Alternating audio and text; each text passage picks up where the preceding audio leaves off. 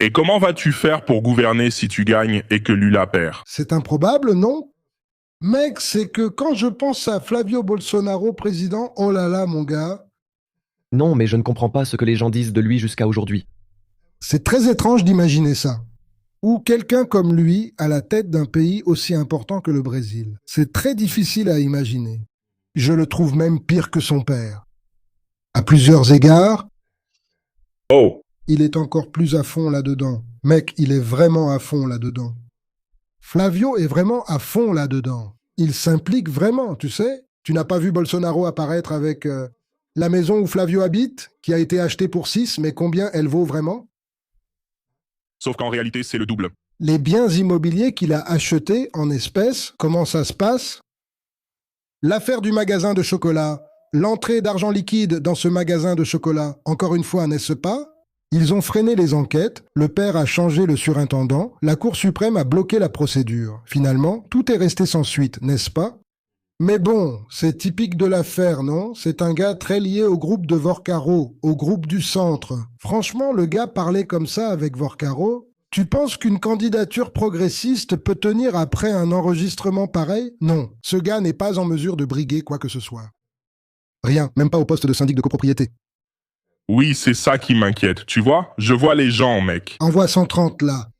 Les gens ne s'en soucient pas. Les gens qui votent pour Flavio, pas seulement. Notre alliance est éternelle. Putain, c'est quoi, mec? Ensuite, tu vas chez ce gars au bracelet électronique. Pourquoi y aller? Clore la conversation. Mec, voilà. Valdemar a dit autre chose, non? Valdemar a dit que c'était pour réclamer. Il est venu réclamer. Il a terminé la conversation en réclamant la différence. Oui, réclamer la différence.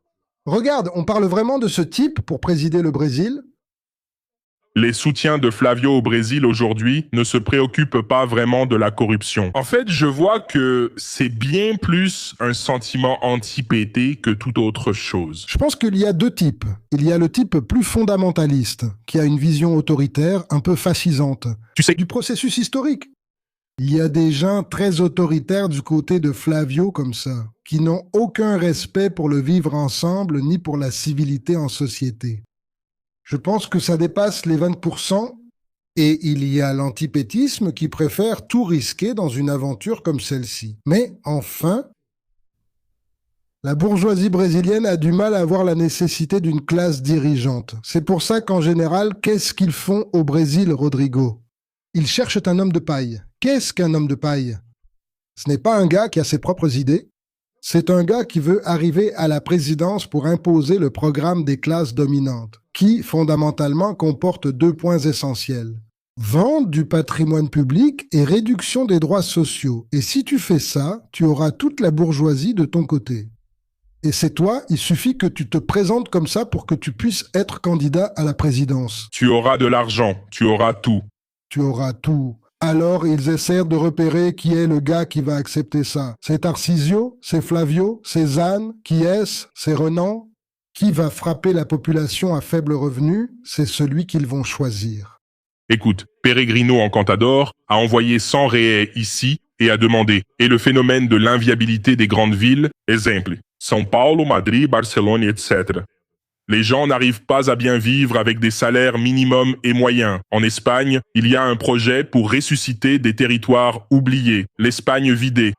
Qu'est-ce qui marcherait ici au Brésil? Vous savez que l'une des choses que j'ai faites au ministère de l'Éducation a été de décentraliser le réseau fédéral d'enseignement. Moi, personnellement, pendant mon mandat en tant que ministre de l'Éducation, j'ai inauguré 126 campus universitaires des universités fédérales et 214 campus des instituts fédéraux additionnés 214 à 126. Évidemment, une ville a reçu les deux, donc il y a un certain chevauchement, mais il y a eu plus de 30 300 villes moyennes qui ont bénéficié de l'Institut fédéral. J'étais à Avaray ces jours-ci, vendredi dernier j'étais à Avaray. La conversation là-bas portait sur à quel point l'Institut fédéral, la présence de l'Institut fédéral a changé le visage de la ville.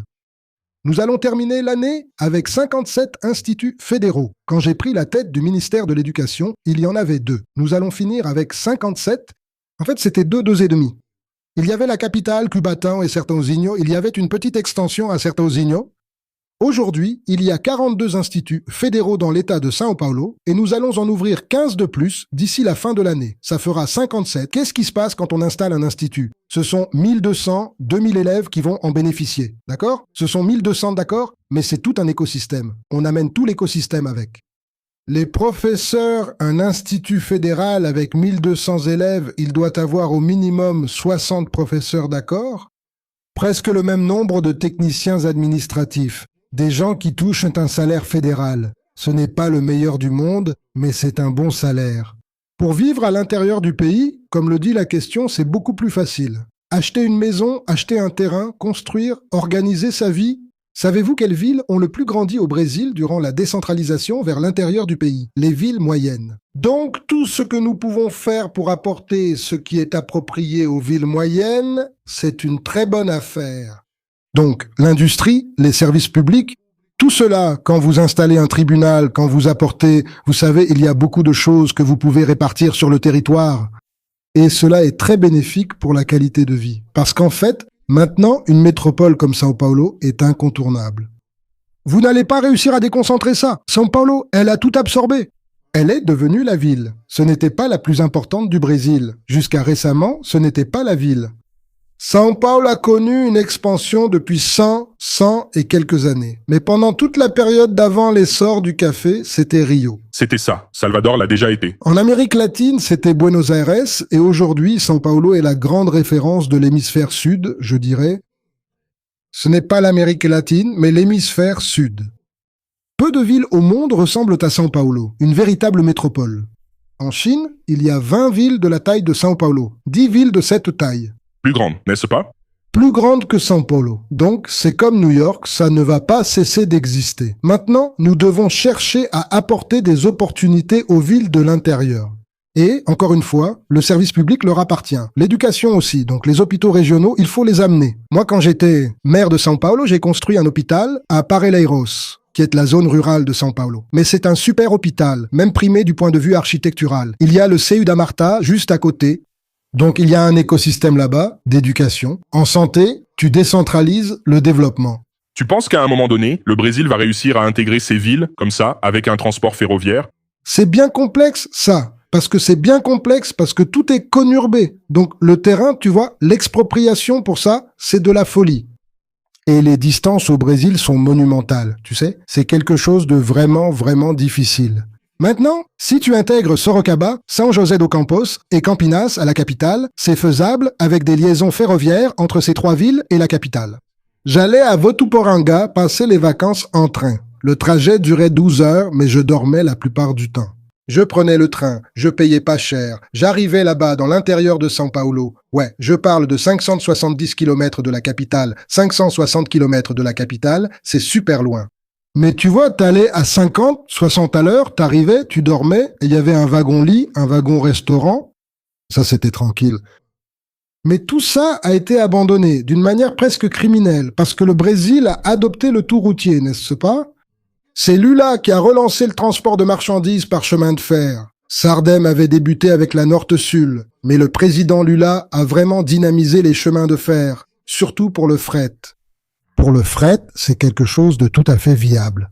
Le Brésil n'a pas intérêt à s'associer à la Chine pour le transport à grande vitesse. Le problème, c'est, au moins entre les grandes villes, je ne sais pas, Rio... São Paulo.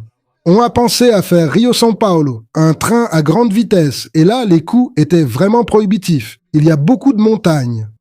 Sur le trajet, ça ne vaudrait même pas la peine. Merde, je ne me suis pas penché là-dessus parce que j'étais maire quand ça a été discuté sous le gouvernement de Dilma, mais ce que j'ai vu, c'était beaucoup de difficultés techniques pour rendre ça possible. Financièrement... Le plus grand, c'est l'aspect environnemental. Et le relief, expropriation, question environnementale, il y avait plusieurs sujets. Je pense qu'au Brésil, la question du fret, n'est-ce pas? Combien de personnes? Parce que ça aussi, c'est important, tu sais. Est-ce que c'est rentable? Quelle est la tarification? Combien serait le tarif comparé avec le navette aérienne? Il y a toute une série de choses que